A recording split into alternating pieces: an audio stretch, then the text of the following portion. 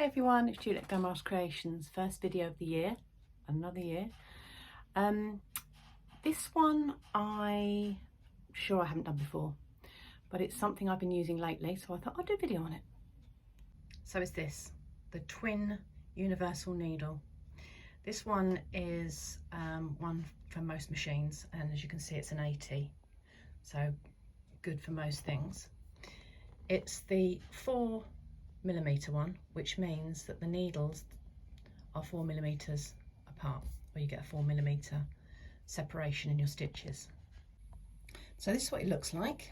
You can see the two needles there, and it just goes into your machine as any other needle would do. But you do need 2 spools of thread threaded through your machine at the same time. So I've put this one on. I'm going to use black. This one on in the usual way, thread up my machine, brought it through all the different loops and things, and I've threaded it into that first needle on the right hand side. So I'll show you how to put the second one on. So my machine has this extra spool holder here, and I have done this before where you just literally thread the machine up in the same way, but from this spool as well. Thread it in the same way, bring it all down through the same way, and then you thread it into the left needle. But that's not my preferred way to do it. This is how I prefer to do it. So you get a cup, any medium-sized cup. The height of it is not really important, but it needs to be a little bit higher than your spool of thread. And you put it behind your machine. Then you put your thread in, making sure that the thread is coming off the top of the reel, which is really important so it doesn't get twisted or tangled up. So you thread your machine up in the same way, and I don't know, for some reason these twin needles seem to be, for me, more difficult to thread than a normal one. Mostly because I always use mostly my automatic needle threader, and of course you can't use it on a twin needle. So I find these tweezers are very, very handy, the ones I use for threading my overlocker needles.